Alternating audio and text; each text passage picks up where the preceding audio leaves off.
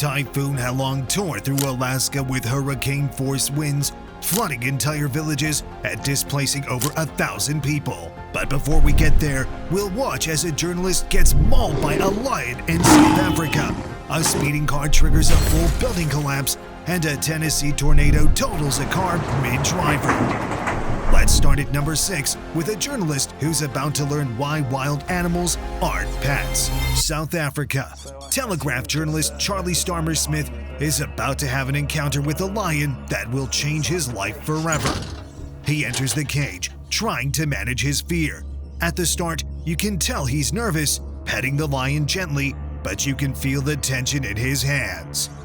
If the camera weren't so close, you'd think this huge lion was just a big dog. But watch closely.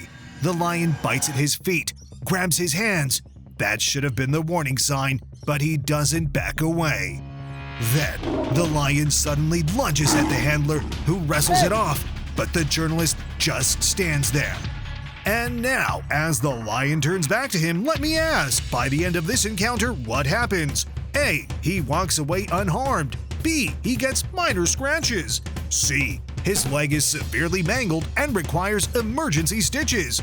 You've got 5 seconds. 5, 4, 3, 2, 1. The lion begins to circle him. The handler keeps shouting commands like it's a dog, but a lion is a lion. Then it happens. The lion grabs him with both paws, jaws clamping onto his shirt, then his leg. The handler pushes, shouts, then finally wrestles the lion back.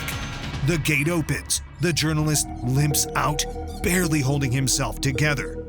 His leg is mangled, deep wounds bleeding, flesh torn where the lion's teeth punctured through. Some wounds so severe, he needs emergency stitches.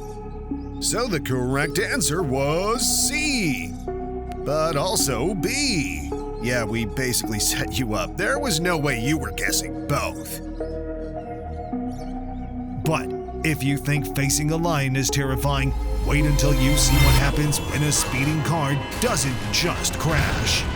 By the end of this video, one driver should sue the other driver. Tell us who you think it should be in the comments section. Right from the start of this video, from the speed this car is taking on the road, you can tell disaster is a few seconds away. Then bam! The speeding car hits a lone car on the road, but it doesn't stop there. Both cars skid violently across the road and crash straight into a nearby building.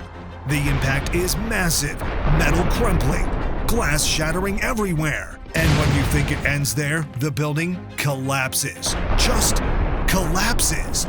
All the rubble, stones, concrete, and debris bury both cars completely.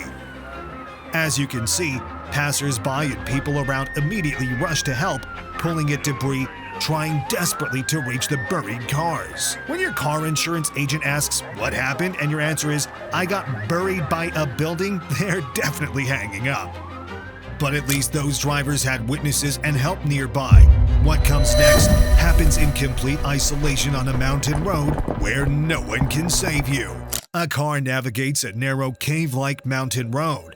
The walls feel close enough to touch, and the dim light makes every shadow look like a potential hazard. It's the kind of road where you hold your breath, grip the wheel tighter than usual, and hope nothing goes wrong. Then the earthquake hits. Rocks, smoke, and debris begin raining down from above. A few rocks hit the car, nothing too serious at first. Then it intensifies. The earthquake shakes the mountain, and suddenly, massive amounts of rocks start falling.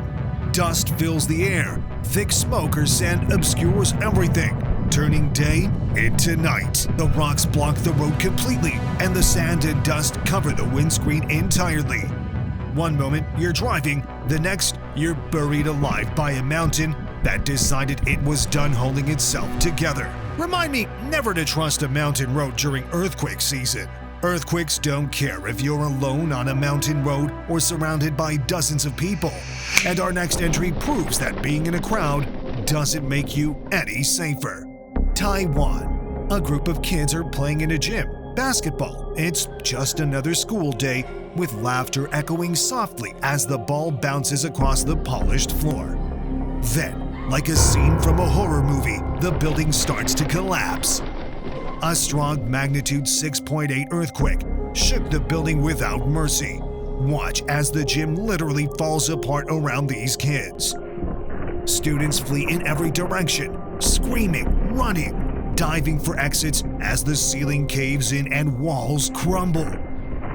Those kids went from playing a game to running for their lives in seconds. The gym that was supposed to be a safe space became a death trap. Safe to say that PE was officially suspended, but earthquakes give you a few seconds of warning, shaking before the collapse. What comes next gives you no warning at all. The first thing that comes to mind while watching this video, why is this driver still driving in such disastrous weather? Perhaps they should have parked and waited for the storm to pass.